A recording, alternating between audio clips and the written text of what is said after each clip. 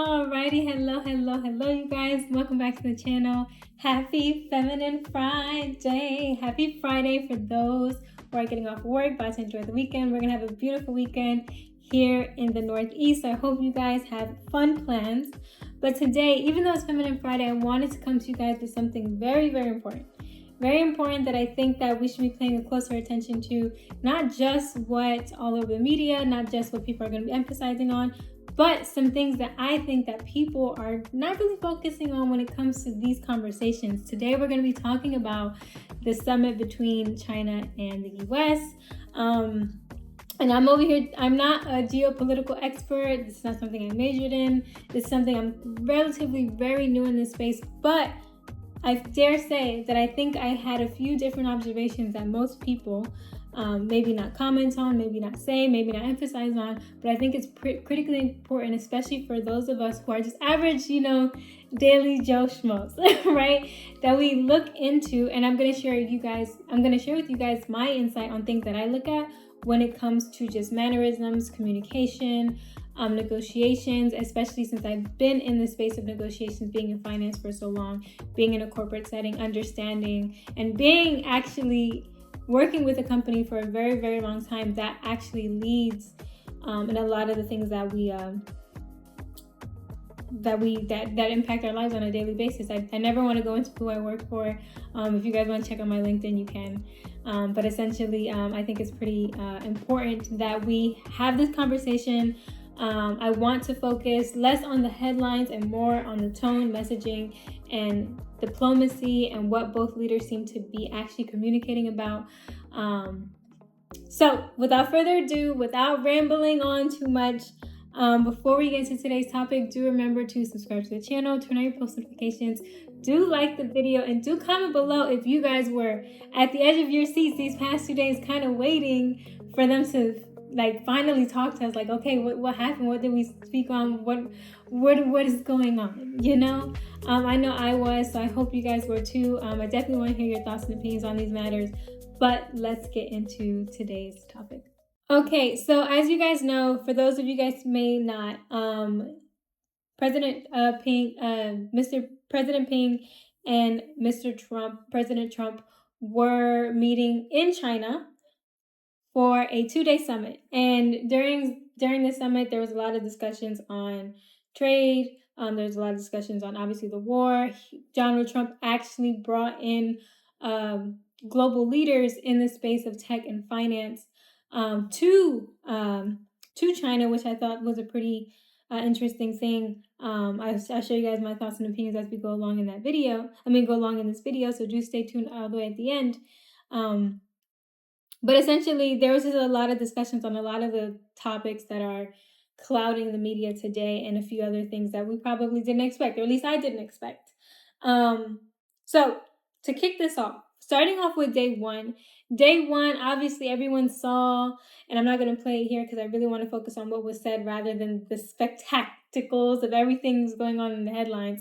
But we saw Donald Trump come off Air Force with a group of global leaders behind him. And I thought it looked that was kind of like a boss move. I can't even lie. I think that was a good look for the U.S. I think that was a good look in general, to have executives coming to talk about real issues that are affecting us. Obviously trade, obviously the war, and then a couple of other things that I don't think people highlight enough. Which particularly for me was, we have tech leaders in there. What is a big tech talk conversation that's constantly going on? And the tech wars that are going on. AI, I think, was a critical conversation, and who other than to have this conversation with and bring these tech leaders to than our actual competitors. I don't think that is going around enough from the things that I've listened to between day one, day two, and even today. So I'm very interested in and I want to share with you guys my thoughts and opinions. But I did write down a whole bunch of notes, so we're going to go in chronological order in a sense. I'm going to play you guys basically day one, what the opening statements were, what the statements were that President Ping and President Trump discussed, or what they just said, and I'm going to give my general thoughts and opinions on the matter. Then we'll move into You can just say closing statements there.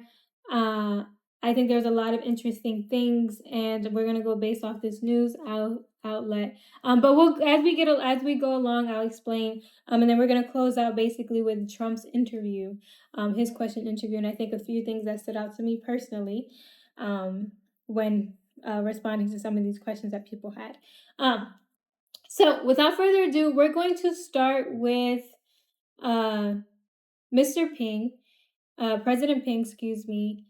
So just be mindful that he does speak in Mandarin when he's giving his speech. He has a translator there. So I'm going to be just clipping the portions where his translator is speaking. If you guys want to see him speak in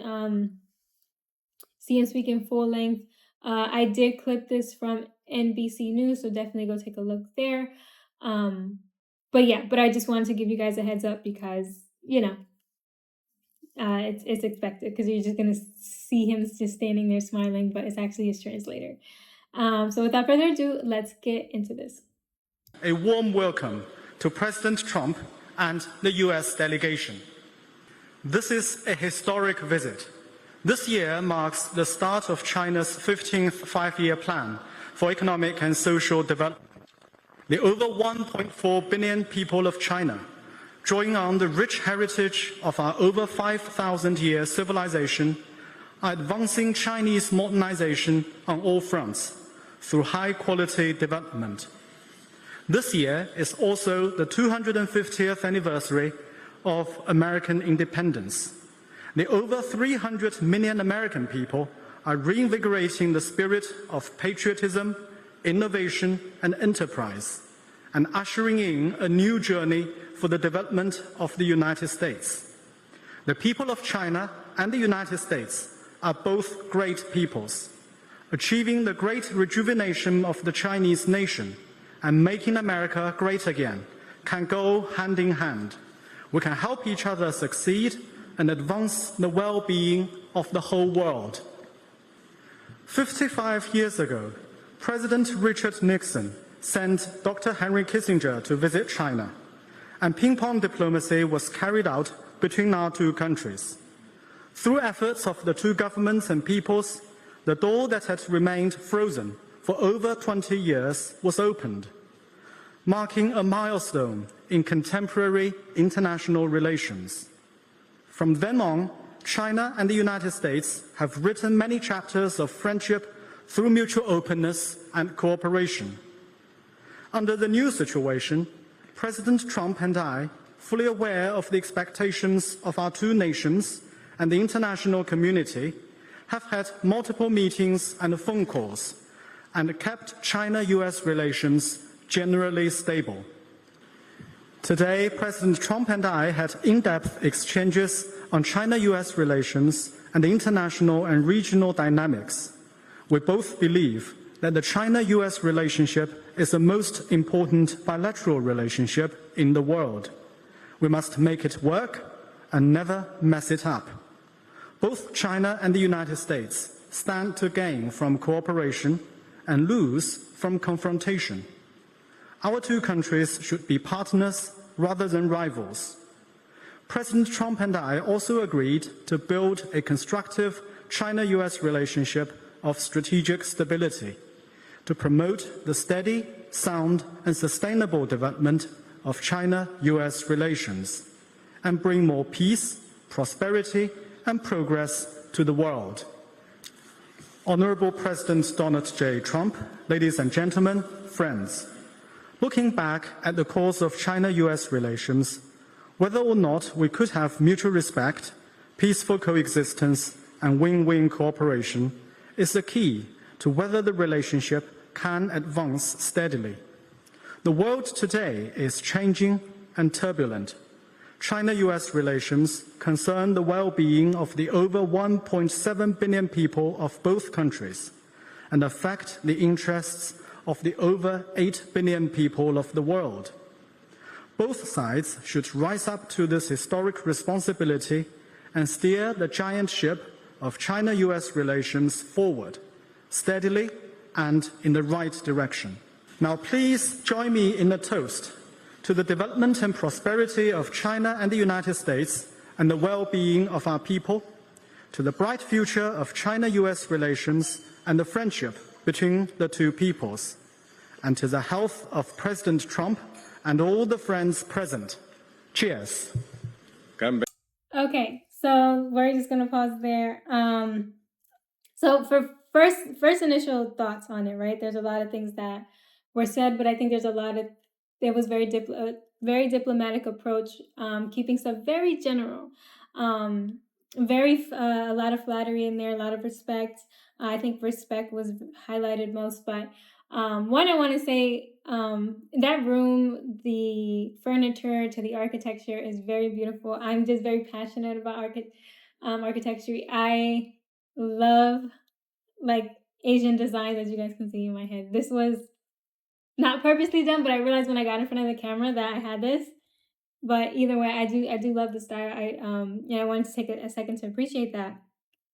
But one thing I want to harp on is before we get into Trump's statement, is what President Ping was kind of emphasizing. And I think the big thing between them, between what he was trying to emphasize, I think one, obviously him starting off with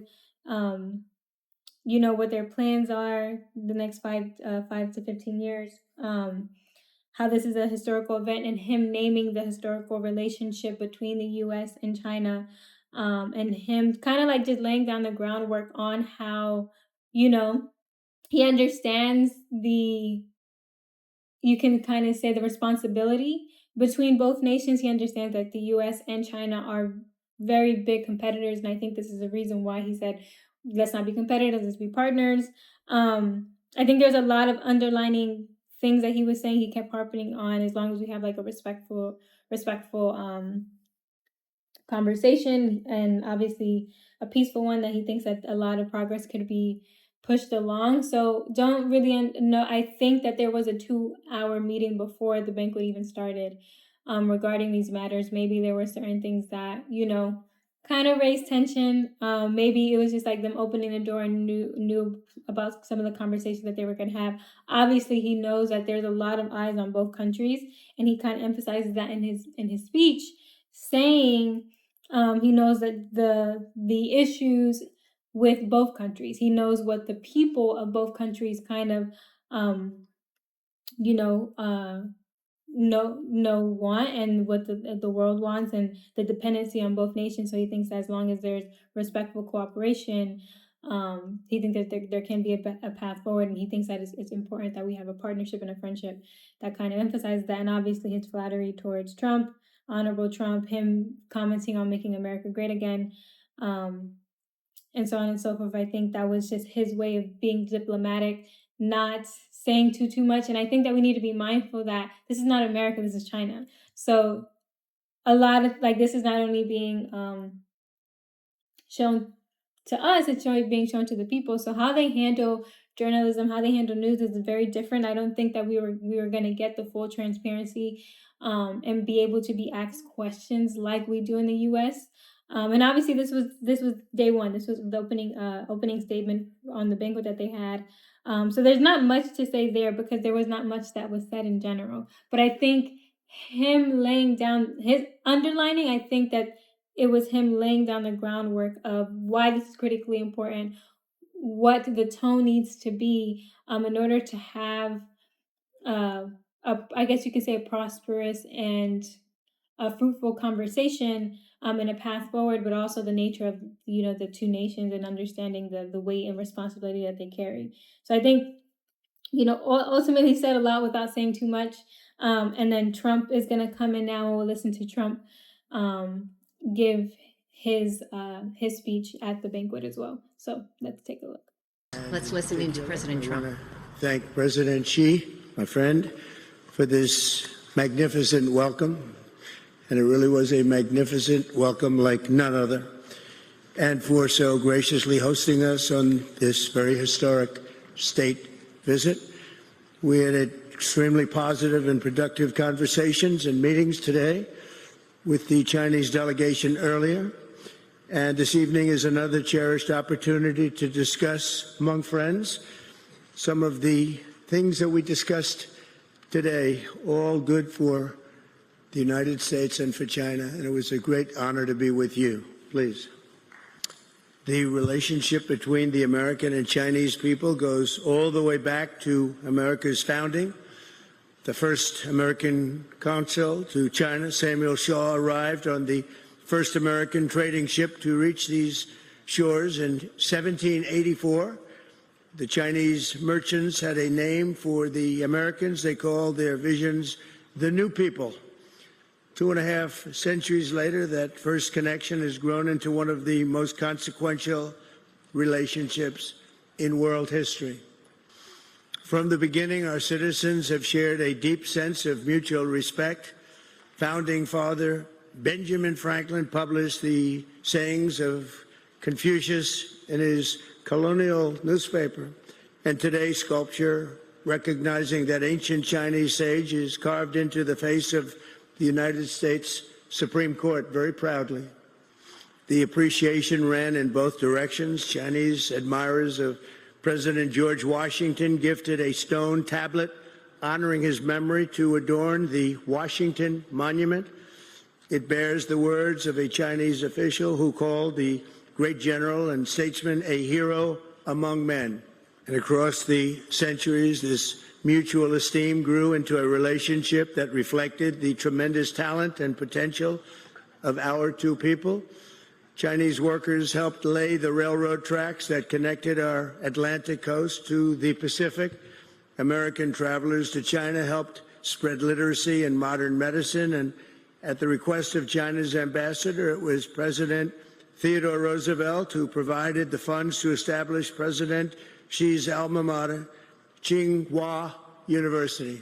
As allies in World War II, President Franklin Roosevelt's mentions of the brave people of China, that's what they were, drew loud cheers in his speeches in the United States, and everybody loved what he had to say. Just as many Chinese now love basketball and blue jeans, Chinese restaurants in America today outnumber the 5 largest fast food chains in the United States, all combined. That's a pretty big statement. This bond of commerce and respect that stretches back 250 years is the foundation for a future that benefits both of our nations. The American and Chinese people share much in common. We value hard work. We value courage and achievement. We love our families and we love our countries. Together, we have the chance to draw on these values to create a future of greater prosperity, cooperation, and happiness, and peace for our children. We love our children, this region, and the world. It's a special world with the two of us united and together. Thank you again, President Xi, for this beautiful welcome. And tonight it is my honor to extend an invitation to you and Madam Peng to visit us at the White House this September 24th, and we look forward to it. And I'd now like to raise a glass and propose a toast to the rich and enduring ties between the American and Chinese people. It's a very special relationship, and I want to thank you again. This has been an amazing period of time. Thank you, President Xi. Okay, so as you guys know, and then obviously by the time you guys see this, I'm going to be clipping up the translator because the translator was translating for Trump.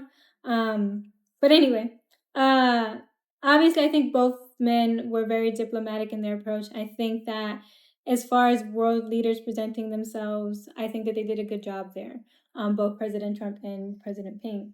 But one thing I really want to harp on is there's a lot of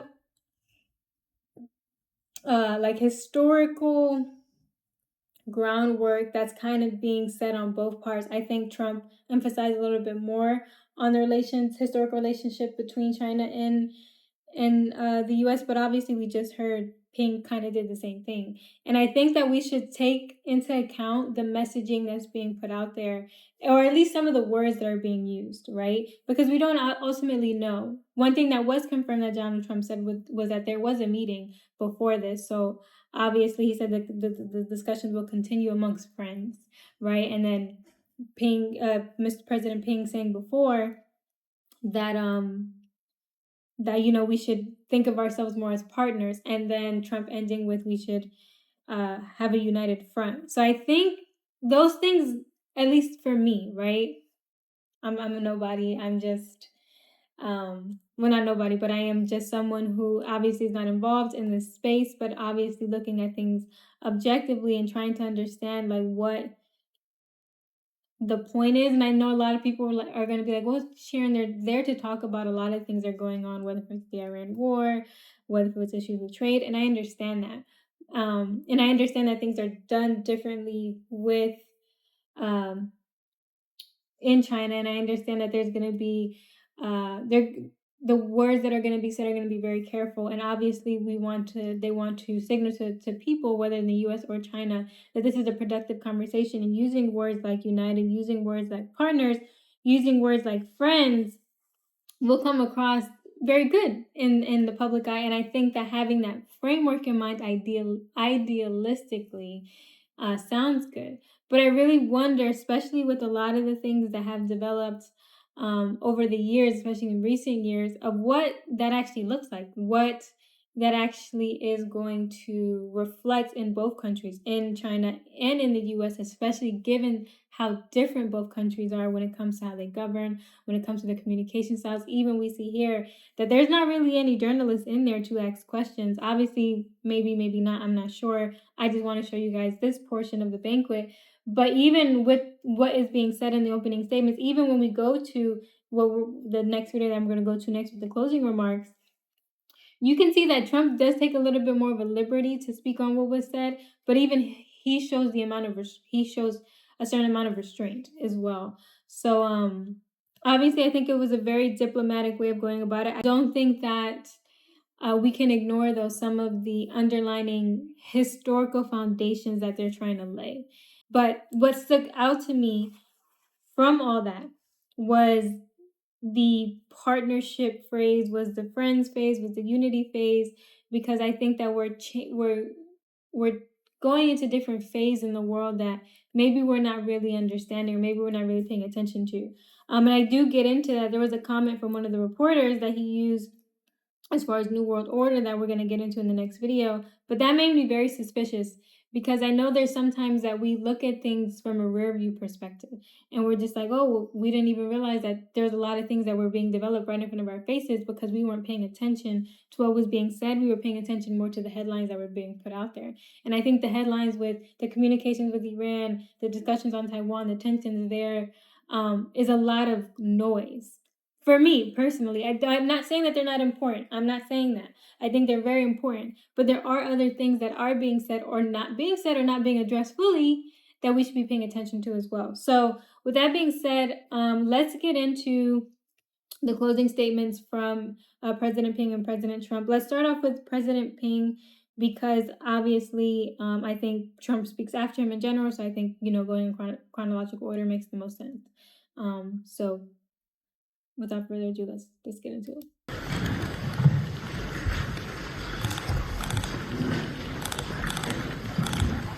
Well, today I'm hosting the President and his officials in the Zhongnanhai compound for tea. This is the place where party and the central government leaders of China work and live, including myself.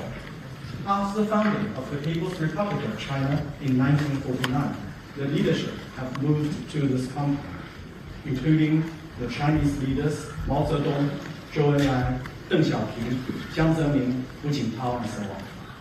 I've chosen this place especially to reciprocate the hospitality extended to me in 2017 at Mar-a-Lago. That's right.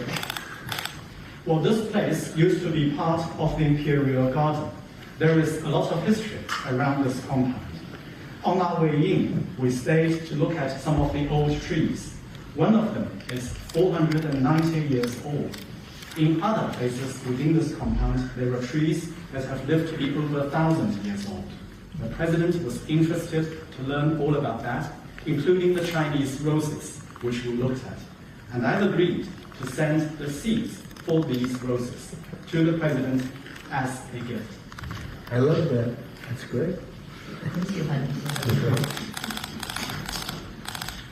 Okay, so we just heard from Ping. We're gonna President Ping, excuse me, and we're about to hear from President Trump. But before we get into President Trump, I just wanted to say that again, closing remarks. Not much being said about the discussions that are being had, and obviously, I think that was purposely done to create like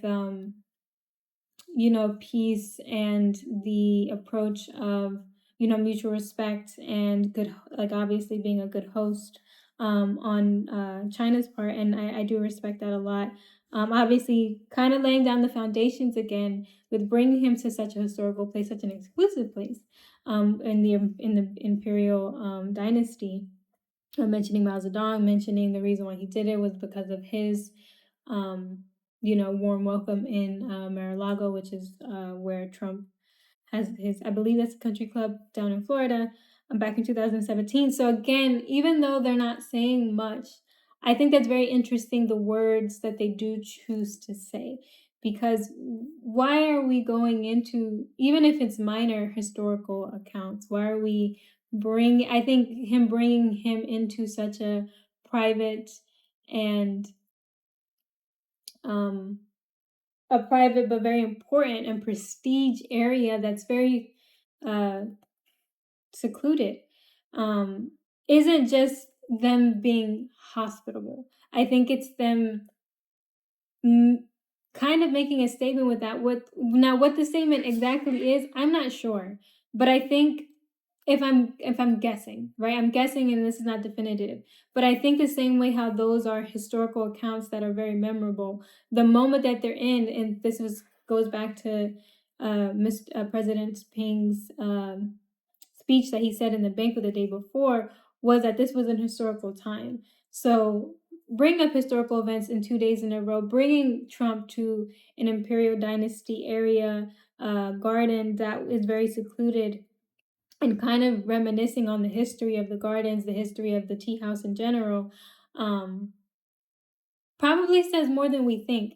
I'm very, especially now, given everything that happened in the past few years that we've seen globally in general, I'm very mindful of the small, minor details with people, because sometimes the small, minor details can tell us a lot. And even though some people be like, Sharon, that's not really significant compared to the grander conversations that are going to be happening, the questions that President Ping answered, the questions that President Trump answered on their departure from that summit are more critical. I'm not saying I definitely do agree, but I think that there's a reason why that they're laying down the foundation and saying so much historical accounts, especially when it comes to addressing the world, when it comes to addressing the things in the summit. I think here Trump takes a little bit more liberty as to like what the conversations were about, and we'll get into that. But even he shows a commodum of restraint as well. So I think it was a lot of flattery that when Trump extended him to come to the U.S., but also that President Ping also said that he would give him seeds for the roses that he likes so much. And I think that the media is kind of emphasizing on that instead of other particular things that they should be emphasizing. And I think that's noise, right? I think that's a distraction to certain things. And I think even the bigger issues that we're talking about are distractions as well, because I think that a lot of people want to know, what's going to happen with the war, what's going to happen with trade, what's going to happen here, what's going to happen with the economy, given that these two countries that dominate the economy are meeting, and I think they're very important, but I think there's a lot of things that we're missing. So I'll get into my general thoughts right after this, and then obviously I'll share more thoughts when we get into the questions. Specifically, I want to go over 3 points in the questions that Trump answered, which was more important to me. But let's hear Trump real quick. I want to thank you very much. This has been an incredible visit. I think a lot of good has come of it. We've made some fantastic trade deals, great for both countries. He's a man I respect greatly. Become really a friend. We've known each other now 11 years, almost 12 years. It's a long time. And we've settled a lot of different problems that other people wouldn't have been able to settle. And the relationship is a very strong one. We've really done some wonderful things, I believe. We did discuss Iran. We feel very similar to Iran. We want that to end. We don't want them to have a nuclear weapon. We want the straits open. We're closing it now. They closed it, and we closed it on top of them. But we want the straits open, and we want them to get it ended because it's a crazy thing. They're a little bit crazy, and that's no good. Can't have it. They cannot have a nuclear weapon. But we discussed a lot of other things also, and I think we're very much on agreement. We're going to have some further discussions now with the group. But I just want to thank President Xi and all of his representatives. We've become friendly with all of them. They're great people. And it's an honor to be here. And we'll be back. And I believe on September 24th or thereabouts, President Xi is going to be coming to the United States. And we will be reciprocal, like reciprocal trade. The visit will be reciprocal. We're going to lay it on the line. And we're going to have you're gonna walk away, hopefully very impressed, like I'm very impressed with China. And I just want to end by saying thank you very much. It's been really a great couple of days. Thank you very much. Okay, so we're gonna end there.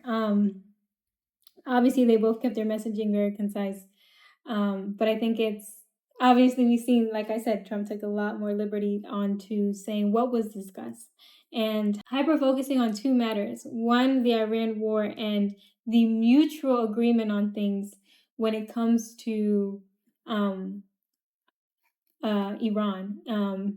not having a nuclear weapon and the Strait of Hormuz needing to be open was something that he harbored on. And it was obviously like we seen that President Ping didn't say much on what was being discussed, but President Trump, as we know, he's just more outspoken in general.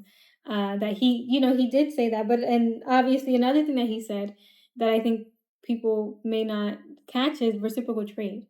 Understanding that Trump's biggest thing, especially when he was first elected, was that we pay, especially and coming to this election with the tariffs, was that the U.S. does not benefit from a lot of the trade deals that we have. So having that comment on reciprocal trade definitely did stand out as well. And obviously they said that they were going to get into another meeting. There were multiple meetings that had. Obviously, a lot of things could be discussed in 2 days, especially like given that we're not getting much, right? Like they're in conversations.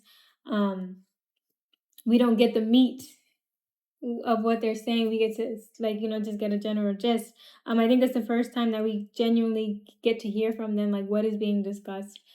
He said there was a lot of great conversations, but you notice that there was nothing definitive. And I think obviously he said we're going to talk now, meaning that, hey, there's still conversations being had and there's still negotiations that need to be done.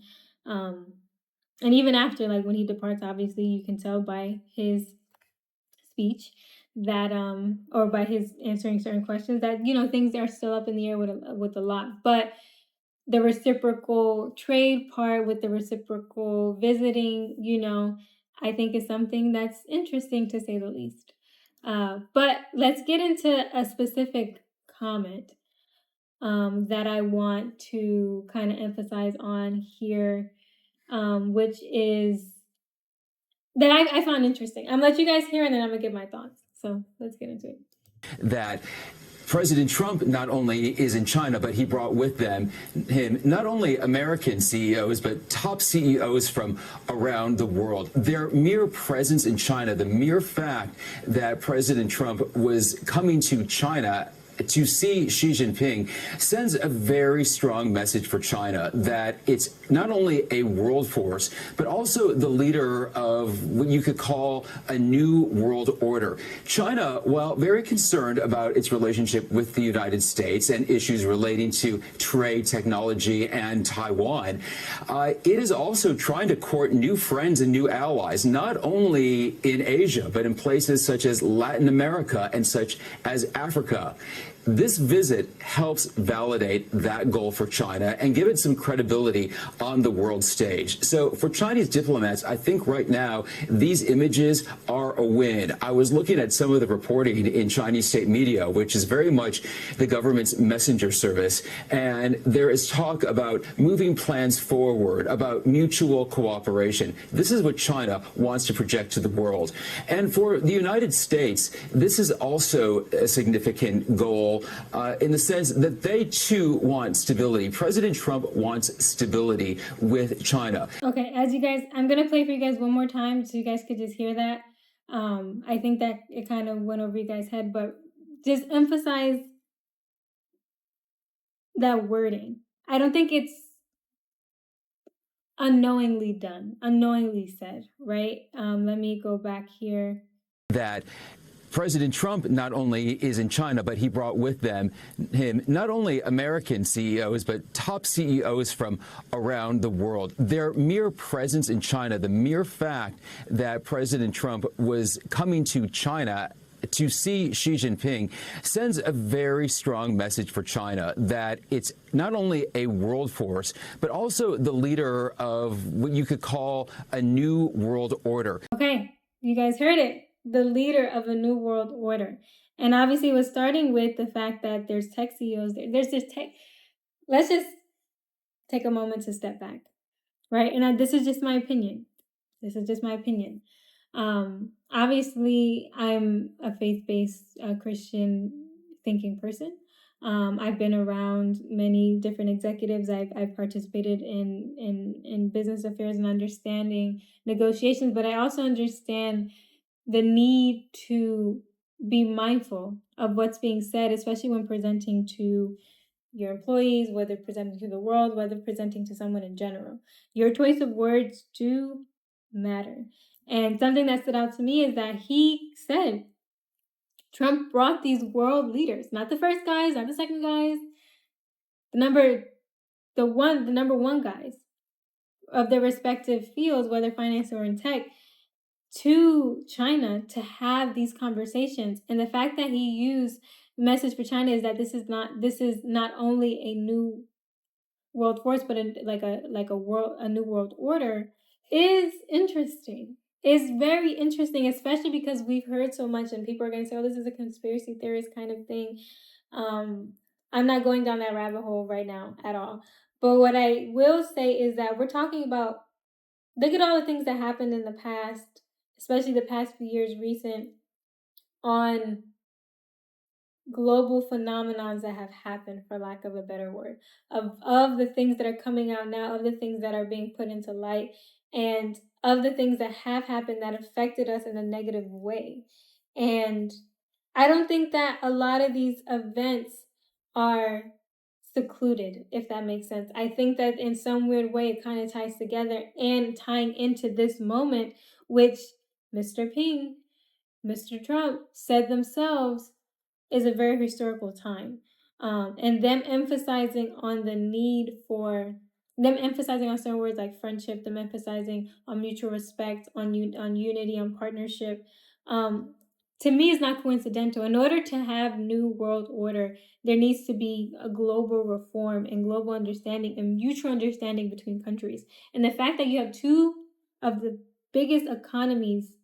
countries with the biggest economies coming together to have real discussions on trade, on economy, on war, with the finance leaders and tech leaders of today. Number one, I don't think that word was unconsciously said, or that phrasing was unconsciously used. And I think a lot of the things that we didn't pay attention to back in the day that the news kind of said, we look back on and be like, oh crap, they were saying it to us the whole entire time, instead of taking a moment to actually listen to what's being said. Why it's, and at least questioning, why is this happening, right?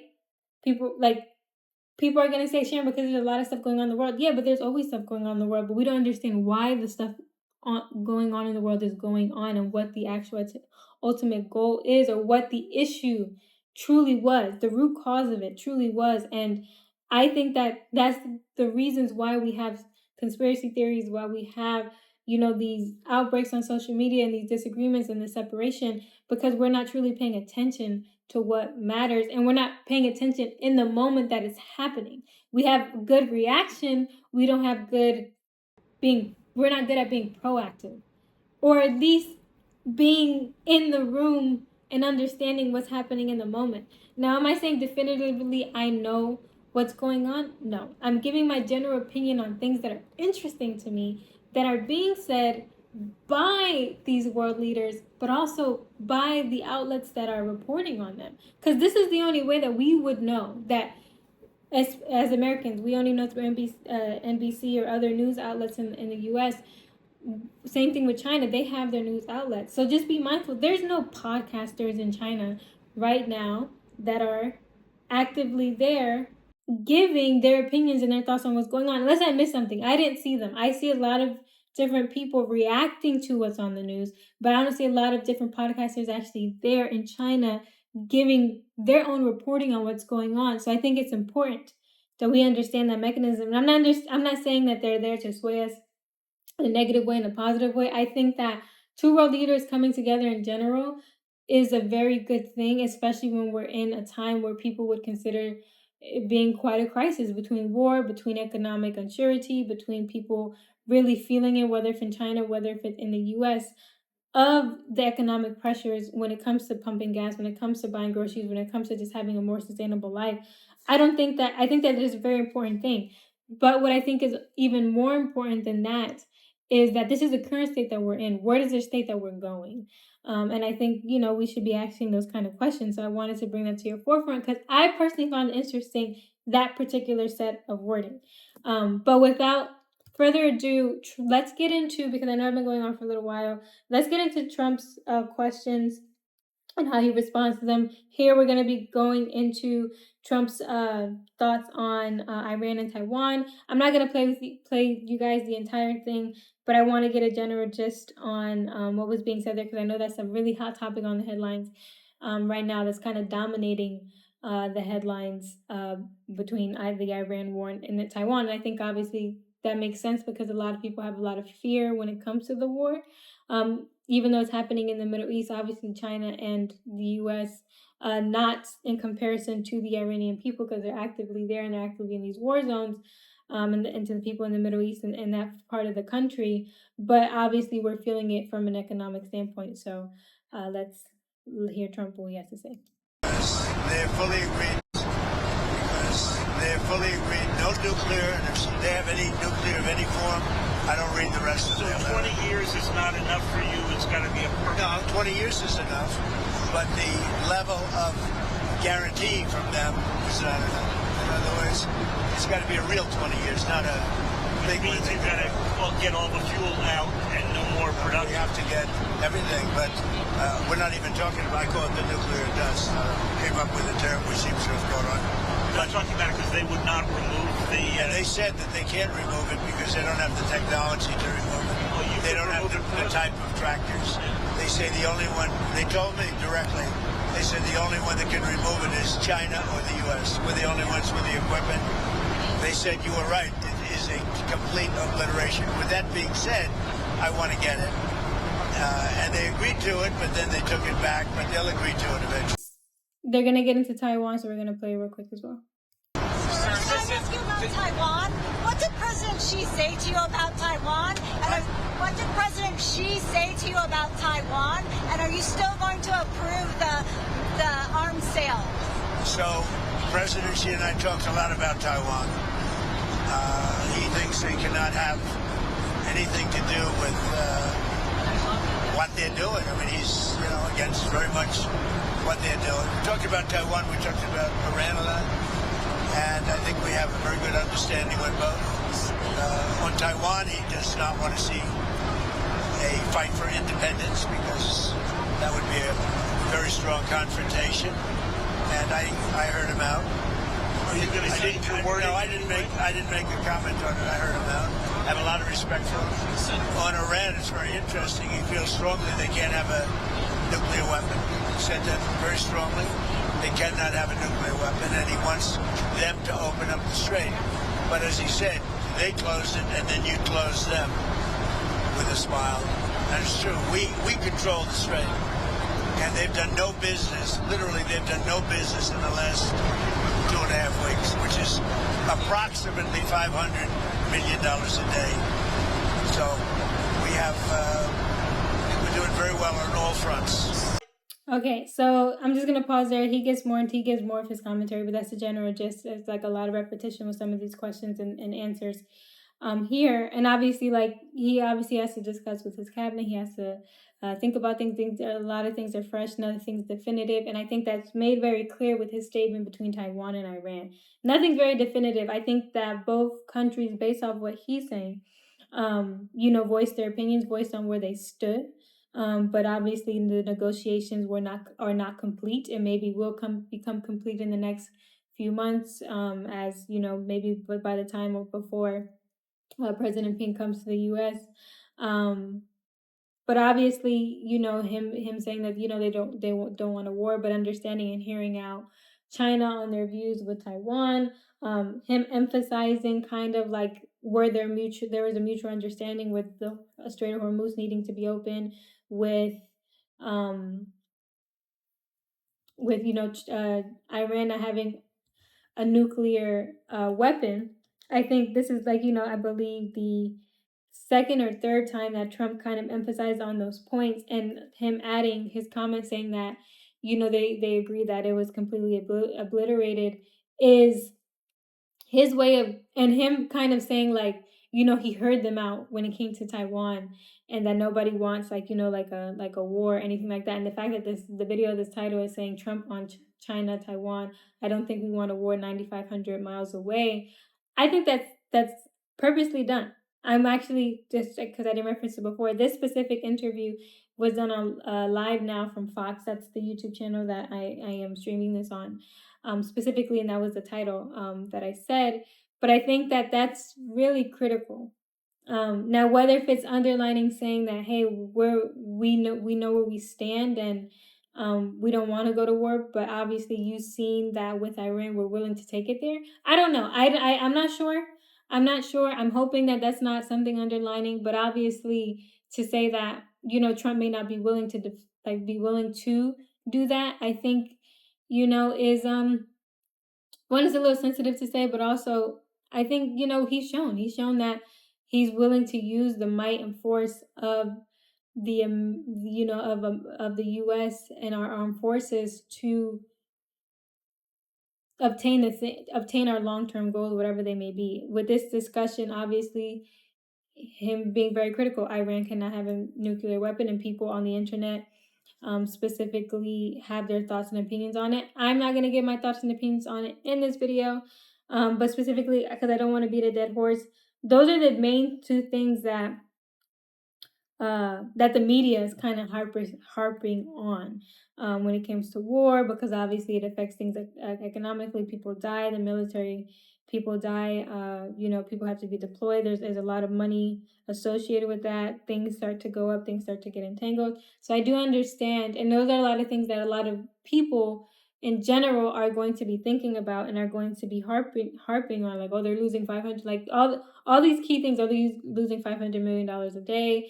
Everything was completely destroyed and obliterated.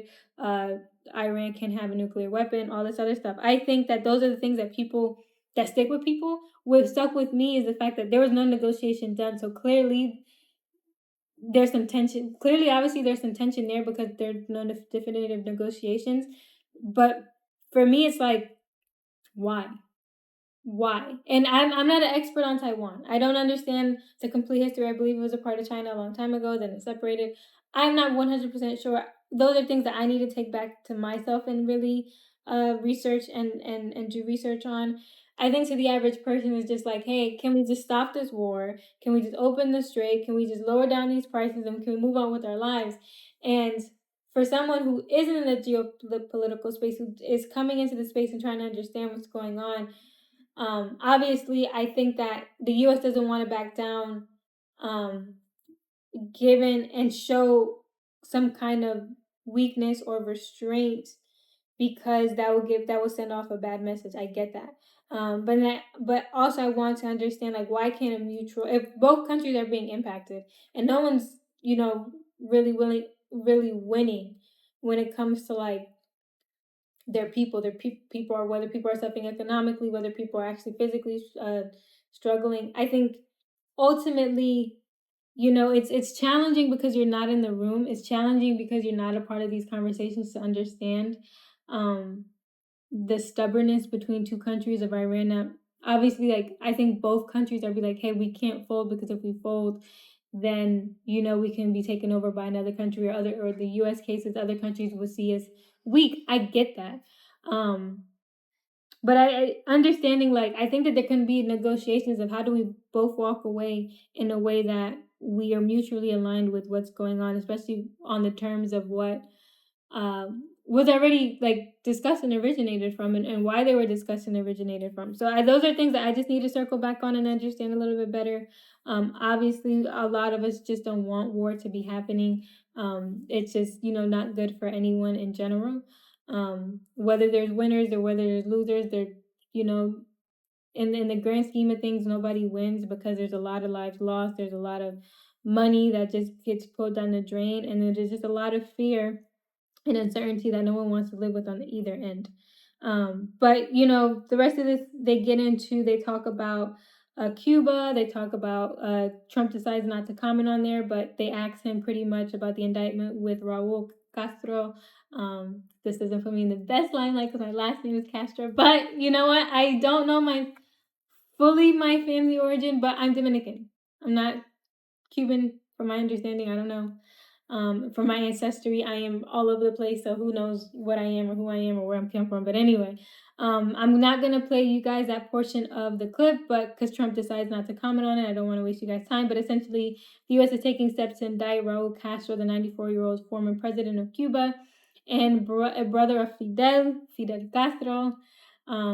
That's just like a long-standing joke with people that I know. Every time they see me, they tweet like, Fidel! It's really annoying. But anyway, in connection with the downing of planes 30 years ago, according to the U.S. officials familiar with the matter, the potential indictment, which would need to be approved by the grand jury, is expected to focus on Cuba's deadly 1996 shoot down of planes operating by humanitarian groups, Brothers to the Escape. A Justice Department spokesman declined to comment, and Trump declined to comment. He said he'll leave that to the Department of Justice, which they declined to comment. I think I have an overall general consensus of, Fidel Castro of Cuba, what happened around that time. I don't have an in-depth, excuse me. I do not have an in-depth knowledge of those things. However, I did have a general opinion. I don't know, because this article doesn't really say. I believe, obviously, if he became president, he was involved to some extent regarding this issue. So, I mean, I think that due process is in order. Obviously, a lot of people are saying that, the same thing that happened with, the leader of Venezuela, Mr.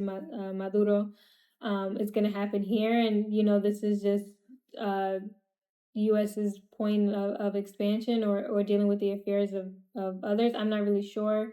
I don't really have much of an opinion on it. I know some people are. I need to read up on it. But what I really want to get to you guys, which I think is very important, to be honest, I think it's critically important to all the things. And I think that all this noise that we just went through, this whole almost hour that we've been speaking, this is what we need to be focusing on. This right here is what is critical. And it's the conversation on AI. Like, why did we have these tech leaders, these industry leaders, these finance leaders come to China to have a discussion? It wasn't to, slap fives and solely talk about war in Iran. It's to talk about the future.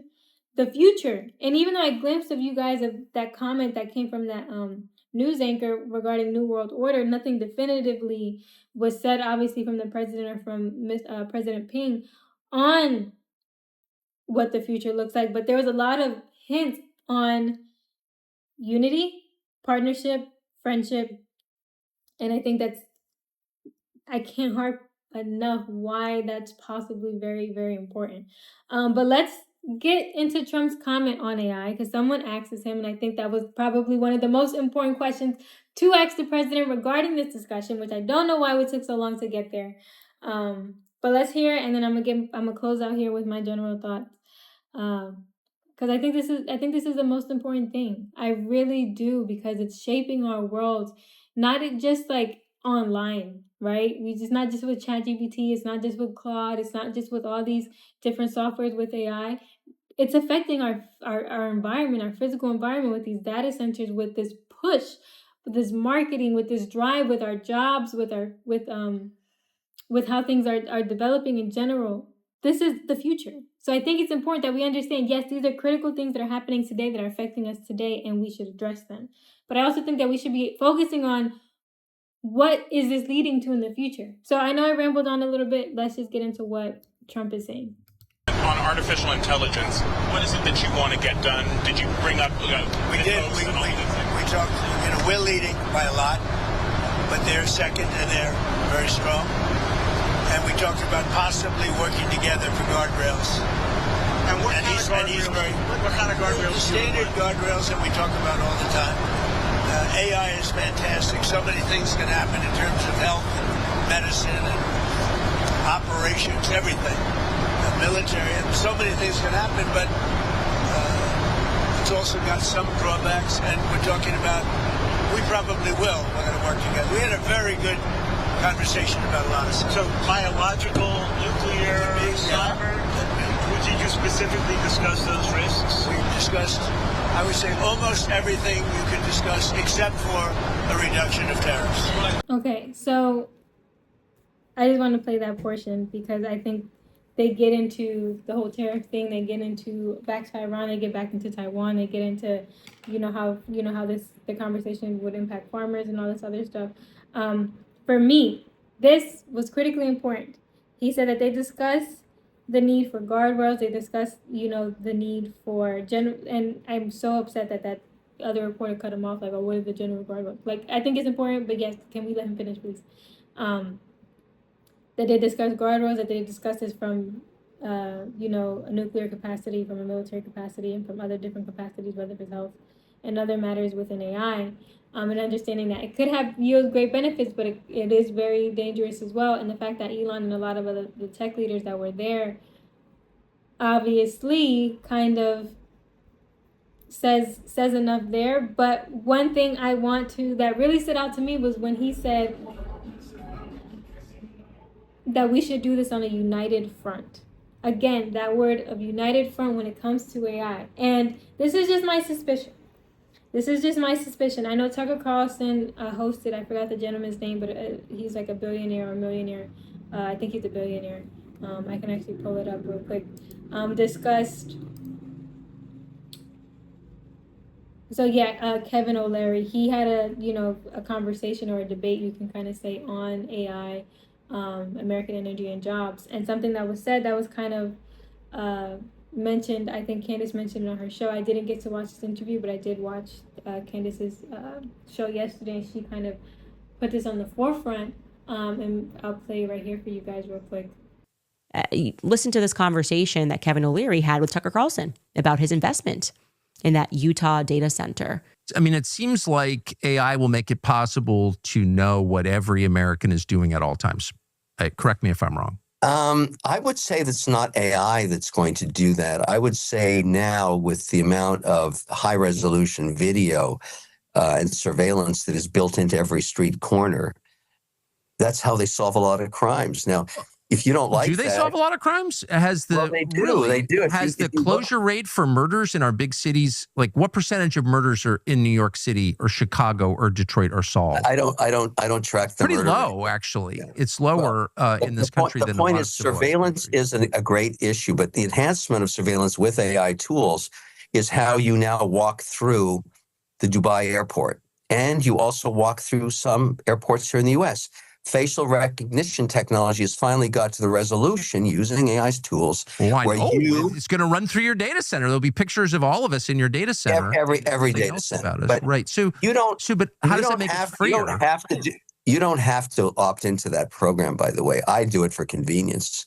I'm not hiding anything. Well, it's on street corners, as you said. So it's anytime you're in public, your face is being surveilled by the U.S. government. It is, but I'm not doing nefarious things. I'm not a criminal, and I'm not stealing any money from anybody. So the definition of nefarious changes, as you know. I mean, hundreds of thousands of American citizens were sent to concentration camps by Franklin Roosevelt because they were Japanese.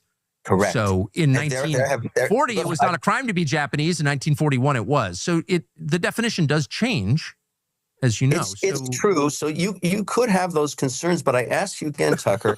I do. No, and I know you do, but I ask you again, and you haven't answered my question. Do you want the insurance policy or not? Would you, with all of the nefarious concerns about AI, which outcome do you prefer as an American for your family? Would you prefer all of us that are developing these data centers put down our shovels and stop while the Chinese accelerate theirs? Would you like that? So with that being said, the surveillance and the infrastructure, the need for AI and the development and how China governs and how the U.S. is, and I think that leaves me with more questions than answers on what that united front actually looks like that Trump mentioned, but then also what these guardrails are going to look like when it comes to AI, because I think a lot of people right now are afraid of these data centers, are afraid of how energy is going to be used, are afraid of their jobs, are afraid of the cost of living going up because of these changes that are happening, and the fear of not really having much of a say-so in them. These governments and these world leaders are having the forefront of the conversations with future development within AI or advanced technologies that a lot of people are kind of giving pushback to. So I'm very interested to know what that part of the conversation was like. He didn't bring those world leaders to waste their time. He didn't bring those world leaders for nothing. It was a 2-day summit. A lot can be discussed within 5 minutes, let alone within an hour. Imagine 2 days between the world's biggest countries alongside the number one executives, the number one leaders in their respective fields. And I think that should be something that journalists, should be something that podcasters really emphasize on. And I haven't had a chance because I've been obviously doing my own things with my personal affairs, business affairs, but also wanting to prep for this show specifically on these matters. And I'm interested to see if that's something that people are going to be looking into or talking about these next few days, because obviously a lot of things are fresh. But for me, if I were to balance out every single thing, I would say that one's like number one for me. And the reason why it's number one is because it's talking about human autonomy. It's talking about the future of humanity. It's talking about our well-beings, our purpose, our way of life, our economy, and potentially the same way how they're saying like, oh, there's a competition, there's a war going on with AI, that the U.S. has to beat AI, and that's their the U.S. has to beat China when it comes to AI, and that's their justification as to why they're pushing this ahead. Why? To me, it's like, why? Why is something that could potentially be so dangerous being pushed for both countries? And Kevin O'Leary kind of said, they use tech, and they use surveillance, and they use AI in China specifically to monitor their people, to understand what they're doing. I have my suspicions on, what does that mean for the U.S.? I'm not saying that it's coming over here, but the fact that we don't even have a say-so within the data centers that are being developed now, and we don't even have a say-so with the current surveillance that are going on right now. What does that look like for us? What other developments are they going to be uniting together to actually do? And is it for the betterment of, is it in the better of humanity or not? And an even deeper question is not if it's a betterment for humanity that they say it is. Is it actually a betterment of humanity? Is it something that humanity is actually going to want? Especially us being in the U.S. where we have our liberties and we have our rights. Is that going to be respected? And I have genuine concerns about it. I'm curious to know about what this development's going to be, about what the conversation was about what the future of AI and the impacts on humanity. All right, sorry you guys. Yeah, I just had some personal matter I had to attend to. I have some personal matters I had to attend to, so sorry about that. I actually forgot my train of thought with what just happened, but yeah, I wanted to come to you guys. I know that I kind of left everything off in a tangent, but I think it's really critical that we're asking the proper questions when it comes to these matters with AI. And I can do this in a separate video. Maybe I'll go into it on Self Mastery Monday, especially on how things develop in the comments and the things that are being said, or maybe the things that will come out in these next few days. But I think that what's going on. Just in general, I think we should be paying attention to as to what files are coming out, what things are being said, what meetings are being had, the underlining messaging that is being put out there, the things that are not being said, but things that are being hinted to, or even the things that, they're not being harped on, like this whole critical thing with AI. I think a lot of people have questions on, there's tension between Taiwan, between the U.S., Taiwan, and China. And I think, I believe those are things that have been going on for a while. What hasn't been going on for a while is these changes with AI. And I'm trying to understand. Like, obviously, we don't want a war with Taiwan. We don't want a war with China. We don't want a war in Iran. We don't want a war in general. But this current war that we're having that no one's talking about with the advancement of AI, and they seem to be winning. Whether they're working in a united front now, whether they're about to start working in a united front, in general, we're not a part of that conversation. We just know that they're emphasizing and putting it down our throats. And even though there's a lot of benefits, heaven's sake, I use AI. I use AI every single day, and I'm trying to formulate my own agents and work on different applications and stuff like that on the back end that I don't discuss with you guys. I do think that it's critically important, the conversation on guardrails, the conversation on what the future looks like, and the conversation on what that united front actually is and what the goal is. Because that leaves me, I don't know about you guys, that leaves me with more questions than answers, especially when it comes to two countries that govern very differently, have two different constitutions, have two different ways of life.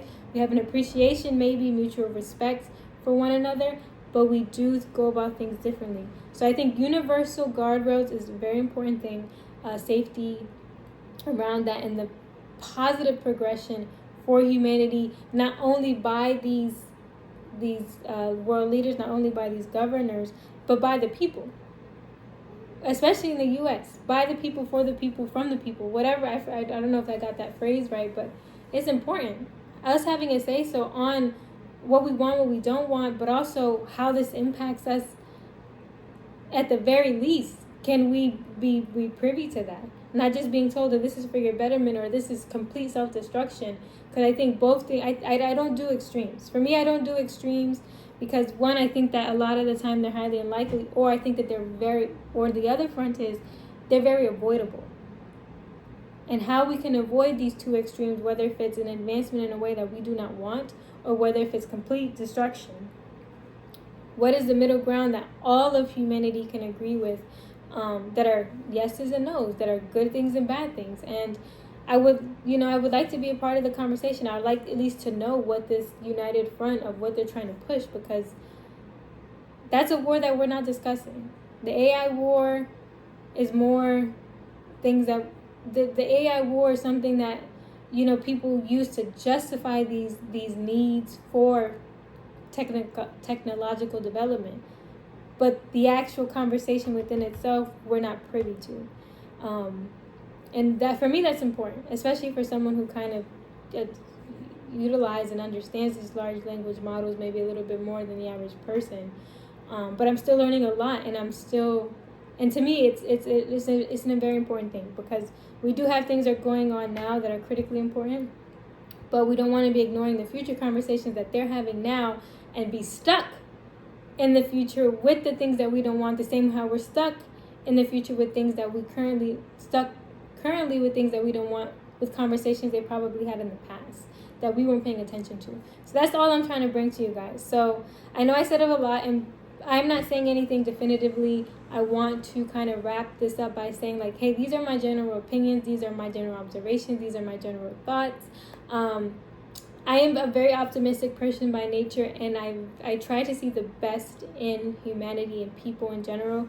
So I'm hoping that these world leaders, as naive as this statement may be, I really do hope that the progression of humanity is in a positive way, not just by what they see, but by the people, for the betterment of all of us, in all worldviews in general.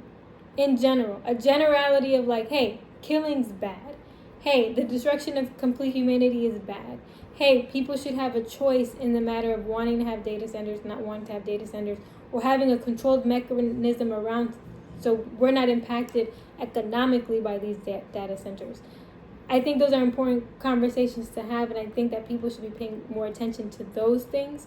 I think this was a critical thing that people should be paying attention to, because it just not only involves AI, it involves global, geopolitical topics as well as economic topics that people should pay attention to as well. But I know I said a little bit of a lot. I wanted to get this to you guys on time. But that's all I have for today. I know we didn't speak about something, soft and feminine. Maybe I'll do a bit of a double feature today. It's going to be really hard for me to do because I have matters to attend to. But I'll try my best. And if not, remember, we drop content every Sunday, Monday, Wednesday, and Friday. So I'll see you guys in my next video. Do remember to subscribe to the channel, turn on your post notifications, and do comment below your genuine thoughts on this meeting, on the development of the future, on different policies, on just anything in general that we discussed today. I want to hear from you guys and know how do you guys look at these things? Am I completely off the loon? Am I, do some of you guys agree with me? If you guys disagree with me, what are the disagreements? I want to know because there's a lot of things that maybe I'm not seeing. Like I said, I'm very new to this space. I'm just paying attention for the very, not for the very first time. Obviously, we started a few weeks ago, but I'm moving slowly into this space compared to people that have been in this space for years. Speak to me about operations, speak to me about finance, speak to me about real estate. I'm good to go. Even in certain aspects and small details in there, like whether it's like legal or governor things or policies and stuff like that, I could speak on. But general geopolitics, a lot of the things that we're going on, world economics and the impacts on them, I'm still familiarizing myself with stuff because I think sometimes we get caught up in our own little bubble. But anyway, that's all I have for you guys today. So I really enjoyed doing this one. Do drop a comment below, and I'll see you guys in my next video. So bye.